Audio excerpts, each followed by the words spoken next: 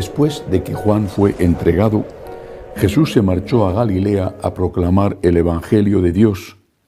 Decía: se ha cumplido el tiempo y está cerca el reino de Dios.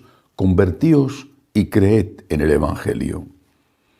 Pasando junto al mar de Galilea, vio a Simón y a Andrés, el hermano de Simón, echando las redes en el mar, pues eran pescadores. Jesús les dijo: venid en pos de mí, y os haré pescadores de hombres. Inmediatamente dejaron las redes y lo siguieron. Un poco más adelante vio a Santiago, el de Zebedeo, y a su hermano Juan, que estaban en la barca repasando las redes. A continuación los llamó, dejaron a su padre Zebedeo en la barca con los jornaleros y se marcharon en pos de él. Palabra del Señor. Gloria a ti, Señor Jesús. El Evangelio de hoy nos da la oportunidad de meditar sobre la vocación consagrada en este caso. También hay, naturalmente, una vocación laical, pero en este caso la vocación consagrada. Estamos hablando de la vocación de 4 de los apóstoles, Andrés y Pedro y Santiago y Juan. Hay que ver las cosas, como siempre, con los pequeños detalles que son muy significativos. En primer lugar, el Señor está evangelizando y está diciendo: se ha cumplido el tiempo. Es decir, está afirmando que la situación es urgente, se ha cumplido el tiempo. No se refería al fin del mundo. El fin del mundo aún no ha llegado y han pasado 2000 años. Se refería a la necesidad de evangelizar. La situación es grave, el momento es importante, se ha cumplido el tiempo. Y ese anuncio iba unido a una invitación a la conversión. Convertíos y creed en el Evangelio. Está cerca el reino de Dios. Lo hacía él, pero naturalmente necesitaba ayuda. Si él predicaba, le escuchaban los que le escuchaban. Si predicaban 12 separándose y yendo a sitios distintos, le escuchaban más. La situación era urgente, se ha cumplido el tiempo, está cerca el reino de Dios. Convertíos, convertíos. Bien. Primera cosa, por lo tanto, primer detalle importantísimo, la urgencia. Hace falta realizar una tarea y esa tarea tiene que ser realizada no por los ángeles del cielo, que hacen su parte, sino que tiene que ser realizada por los hombres que están dispuestos a colaborar con Cristo. Primer detalle. Segundo, el Señor se dirige a personas que tienen su vida o sus planes. Bueno, todos tenemos nuestra vida, me refiero que tienen su vida hecha ya. No sabemos la edad que tenían. La gente se casaba joven, pero sí sabemos que al menos San Pedro estaba casado. Y según la tradición tenía una hija. Bueno, al menos estaba casado. De eso sí que es seguro, porque tenía suegra y no se puede tener suegra sin estar casado. San Pedro estaba casado. Los dos eran personas que tenían ya una profesión y una forma de ganarse la vida. Y tenían unos proyectos, serían unos proyectos sencillos, pues quizá comprarse una barca más, bueno, quizá tener unas redes mejores para poder atrapar peces y que no se les rompieran. Sus proyectos, quizá comprarse una casita mejor de la que tenían su vida, sus planes, sus proyectos. No eran proyectos malos. Ninguno de ellos era un delincuente, un malhechor que tenía que ser rescatado de una vida de pecado. Eso ocurrió, por ejemplo, con San Mateo, que era un publicano, es decir, era uno que cobraba impuestos, pero robaba una parte de los impuestos y se lo quedaba a él. En este caso eran buena gente, trabajadores, que tenían su vida hecha o su vida encarrilada.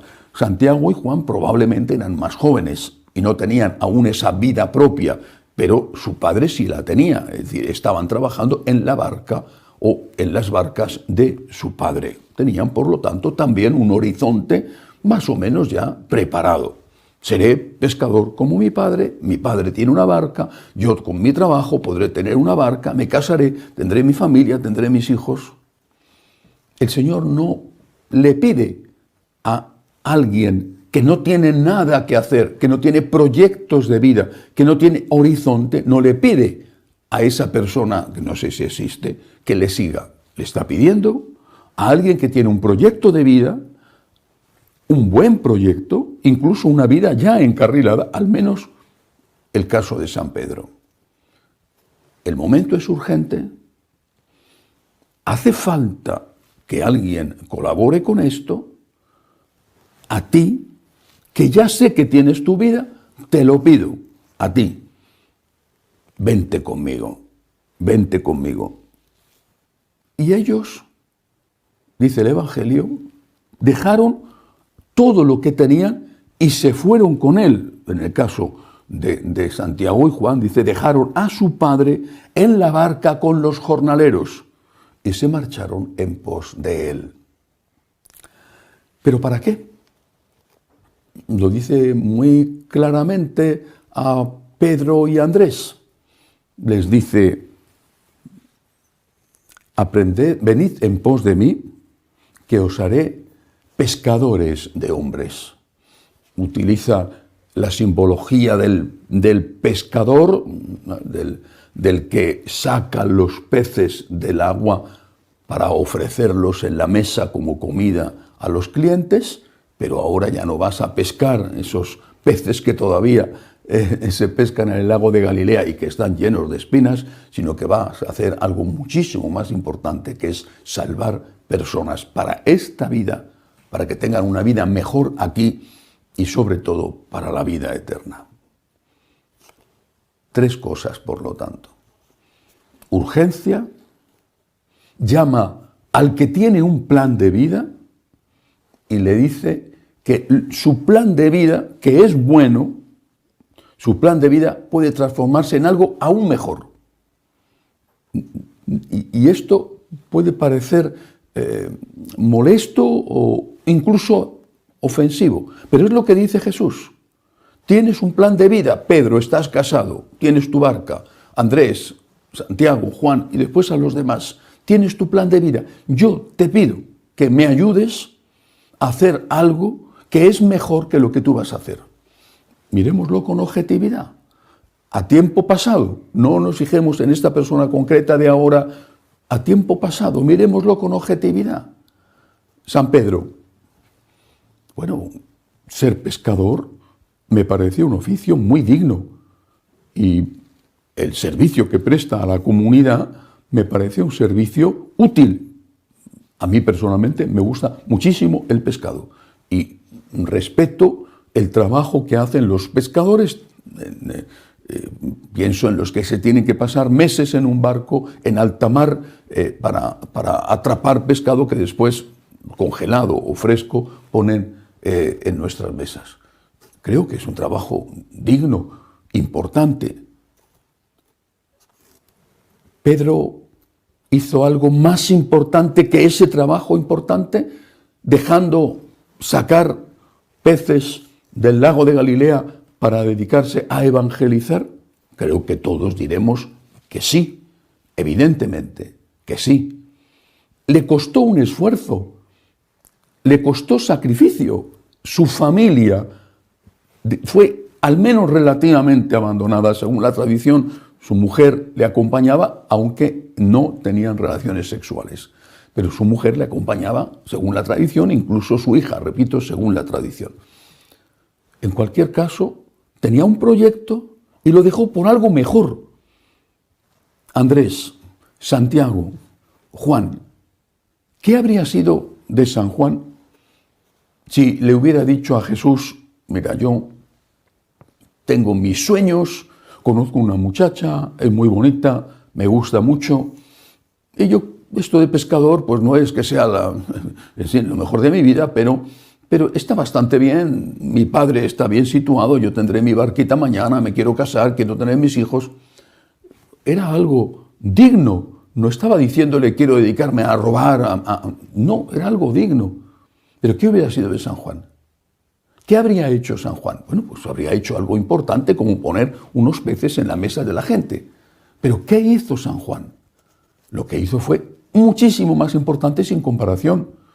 Evangelista, autor de unas bellísimas cartas, el que cuida a la Santísima Virgen, el discípulo predilecto de Jesús, el discípulo amado por Jesús, visto por lo menos desde la fe, es muchísimo más importante sin comparación. Y visto desde el punto de vista humano, exactamente igual. ¿Quién se acordaría hoy, 2000 años después, de que existió un tal Juan, hijo del Zebedeo?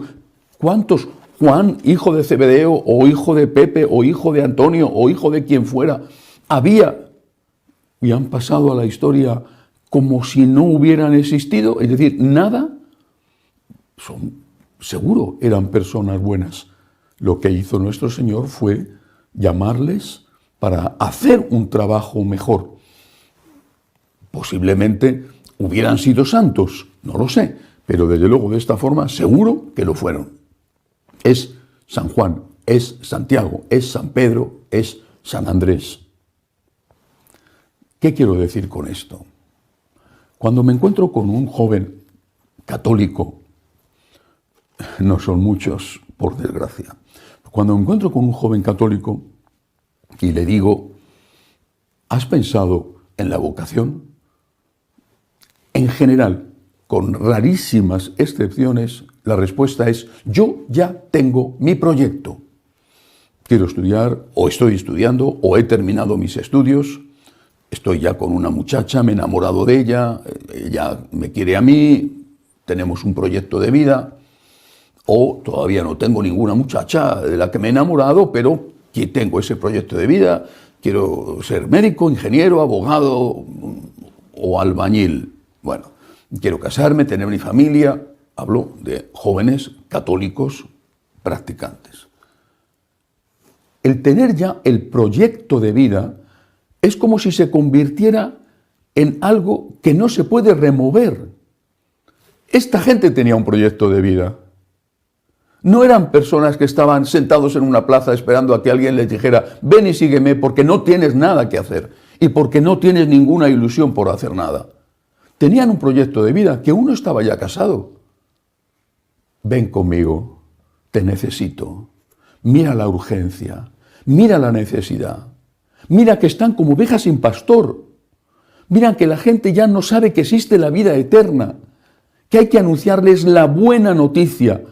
Eso es lo que significa la palabra evangelio, buena noticia. Y la buena noticia es que Dios te ama, que Dios nos ama y que nos abre de par en par las puertas del cielo con su sangre derramada por nosotros. Esa es la única noticia que merece la pena ser llamada buena noticia.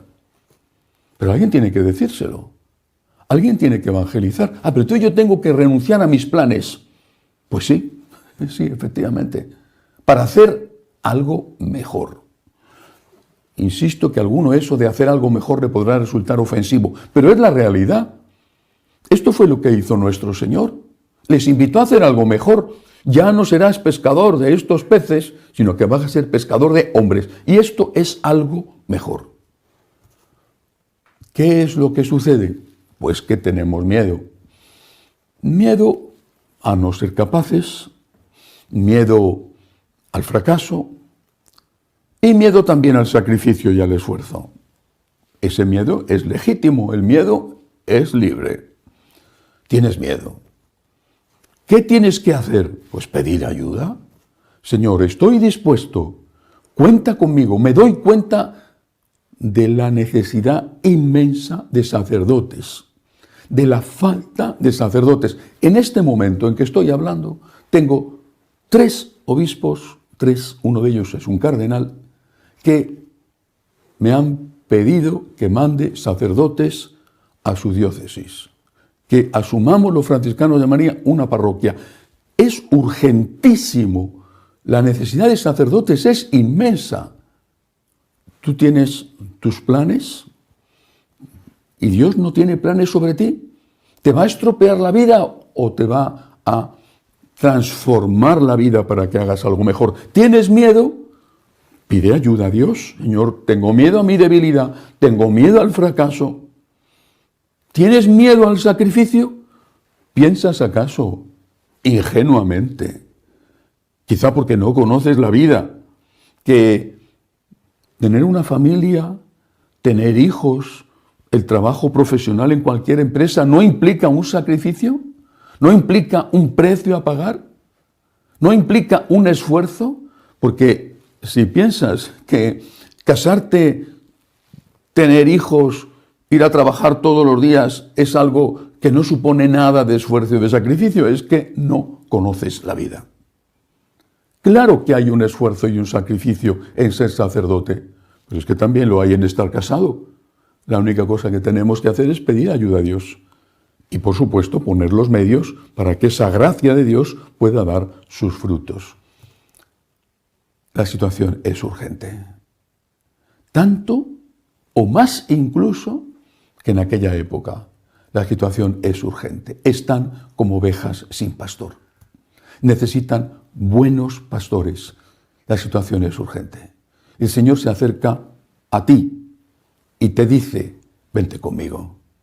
Sé que tienes tus planes, sé que tienes miedo, sé que dudas de tus propias fuerzas. Vente conmigo. Yo, dice Jesús, yo te haré pescador de hombres. Escuchemos esta palabra del Señor, esta llamada del Señor, que de verdad nos necesita y nos necesita mucho. Que así sea.